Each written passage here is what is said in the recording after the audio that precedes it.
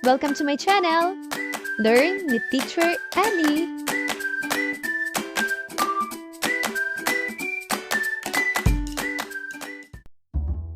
Filipino, Grade 3, 4th Periodical Test Reviewer. Panuto, basahin ng mabuti ang tanong at piliin ang tamang sagot.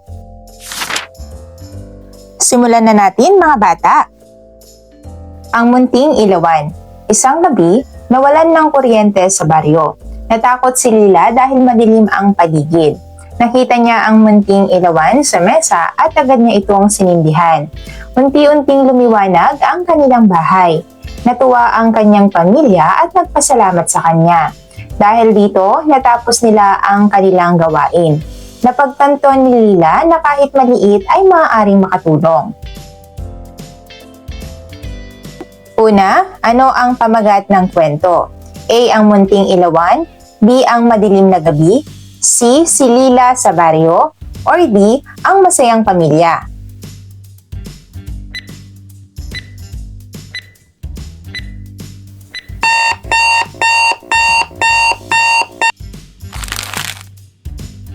Ang tamang sagot ay letter A.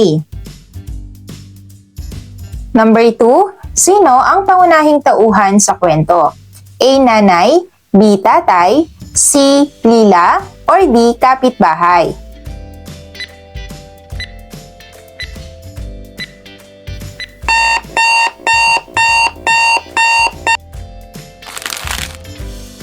Ang tamang sagot ay letter C. Number 3, saan naganap ang kwento? A. Sa paaralan, B. Sa baryo, C. Sa palengke, or D. Sa simbahan?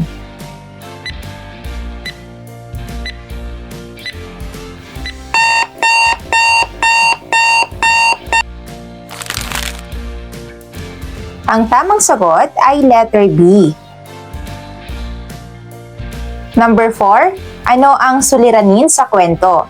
A. Nawalan ng pagkain, B. Umulan ng malakas, C. Nawalan ng kuryente, or D. Nag-away ang pamilya?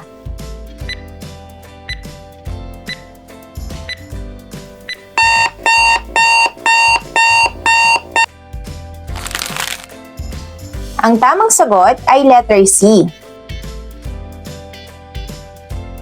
Number 5, ano ang solusyon sa suliranin? A. Natulog sila, B. Sinindihan ang ilawan, C. Umalis ng bahay, o D. Tumawag ng kapitbahay?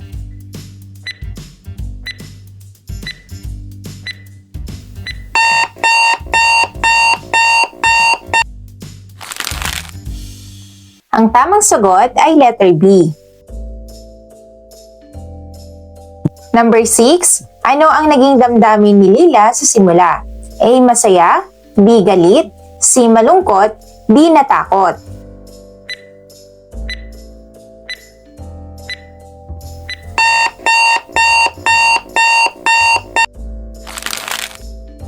Ang tamang sagot ay letter D.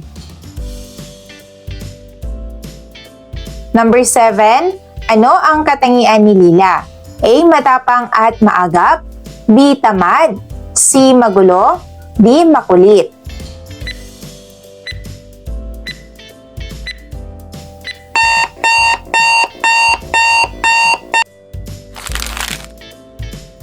Ang tamang sagot ay letter A.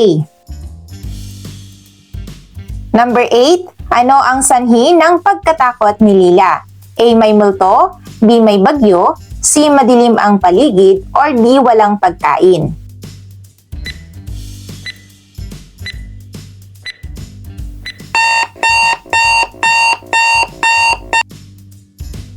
Ang tamang sagot ay letter C. Number 9, ano ang naging bunga ng pagsindi ng ilawan? A. Uminit ang bahay, B. Lumiwanag ang bahay, C. Umulan, o D. Nawala si Lila?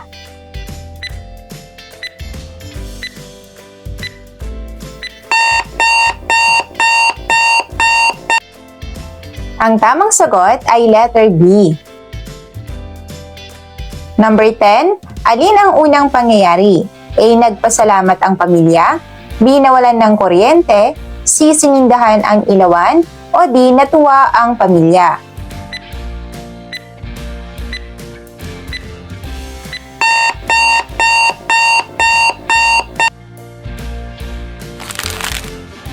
Ang tamang sagot ay letter B. Number 11, alin ang hudyat ng pagsusunod-sunod? A. Dahil dito, B. Ngunit, C. Sa wakas, o D. Una.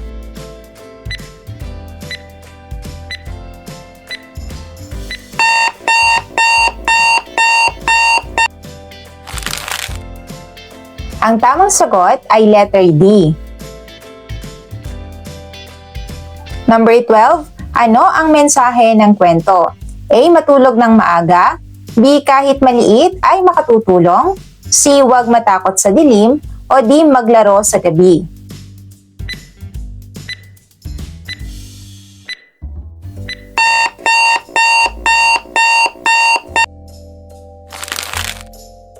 Ang tamang sagot ay letter B. 13. Ano ang buod ng kwento? A. Nawalan ng kuryente at natulog sila, B. Nagkaroon ng ilawan sa baryo, C. Nawalan ng kuryente ngunit sinindihan ni Lila ang ilawan kaya lumiwanag ang bahay, o D. Masaya ang pamilya gabi-gabi.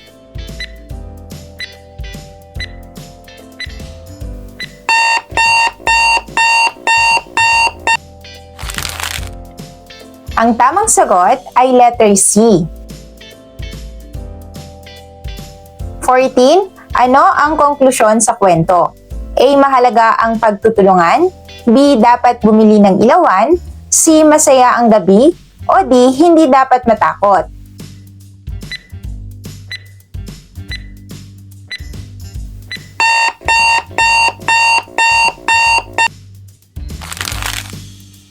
Ang tamang sagot ay letter A. 15. Ano ang posibleng wakas kung walang ilawan? A. Lumiwanag pa rin ang bahay, B. Nagtawanan sila, C. Naglaro sila sa labas, o D. Hindi nila natapos ang gawain.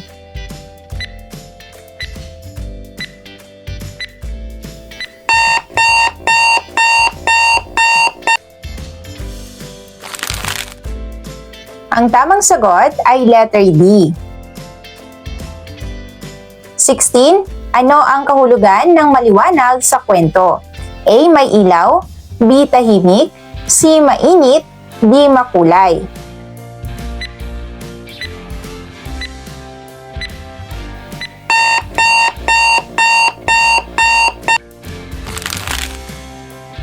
Ang tamang sagot ay letter A. 17. Alin ang pangatnig? A. Bahay, B. At, C. Mesa, D. Gabi.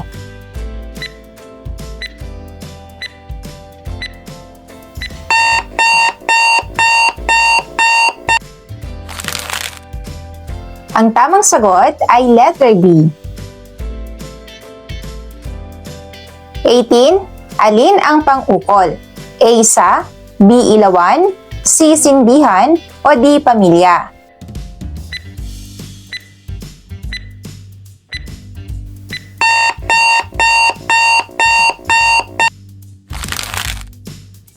Ang tamang sagot ay letter A. 19. Ano ang denotasyon ng ilawan? A. Simbolo ng pag-asa, B. Bagay na nagbibigay liwanag, C. Kaligayahan, o D. Pangarap.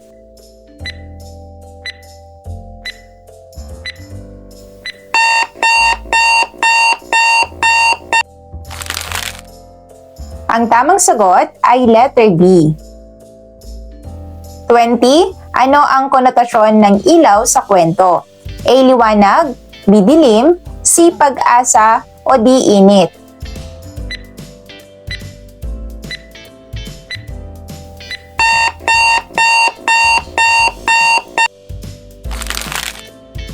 Ang tamang sagot ay letter C. 21. Alin ang hudyat ng pag-iisa-isa? A. Una, B. Sapagkat, C. Kaya, o D. Halimbawa.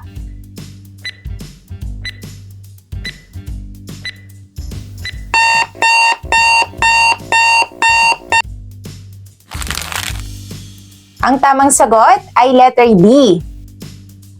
22. Alin ang hudyat ng pagpapaliwanag? A. Ngunit, B. Sapagkat, C. Pagkatapos, D. Una.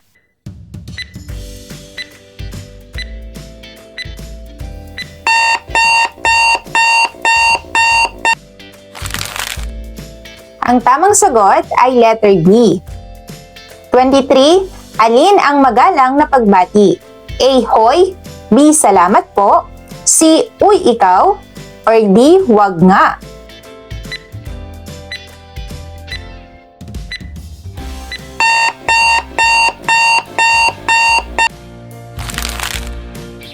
Ang tamang sagot ay letter B. 24. Alin ang tamang ekspresyon ng pasasalamat? A. Wala iyon, B. Sige, C. Maraming salamat po, o D. Oo.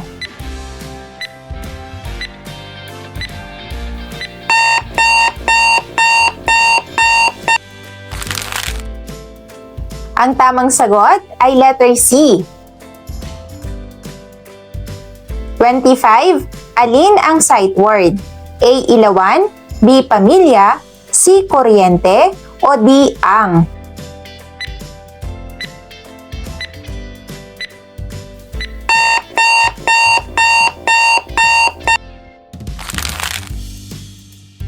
Ang tamang sagot ay letter D. 26. Alin ang high frequency word? A. Bahay, B. Mesa, C. Gabi, o D. At.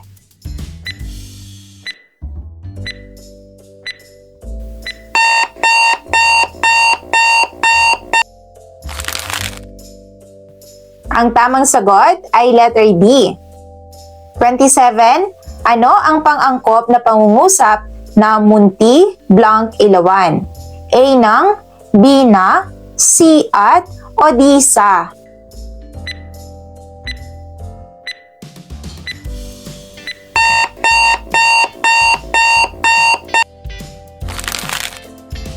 Ang tamang sagot ay letter B. 28. Alin ang tamang pagkakasunod-sunod? A. Nawalan ng kuryente, sinindihan ang ilawan, lumiwanag ang bahay. B. Lumiwanag ang bahay, nawalan ng kuryente, sinindihan ang ilawan. C. Sinindahan ang ilawan, nawalan ng kuryente, nagpasalamat ang pamilya. O D. Nagpasalamat ang pamilya, nawalan ng kuryente, sinindihan ang ilawan.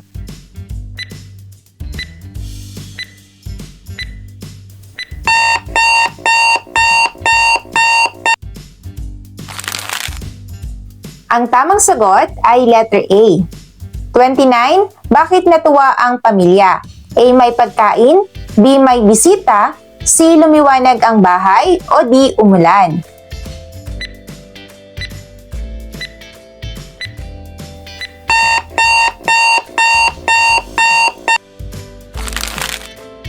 Ang tamang sagot ay letter C.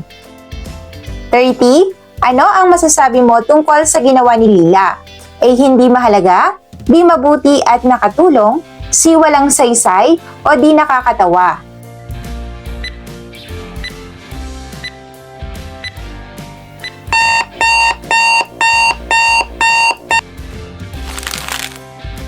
Ang tamang sagot ay letter B.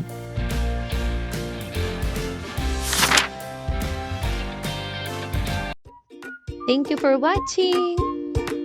Also, don't forget to like, share, subscribe, and click the notification bell for you to be updated on our latest videos. See you on our next lesson. Goodbye!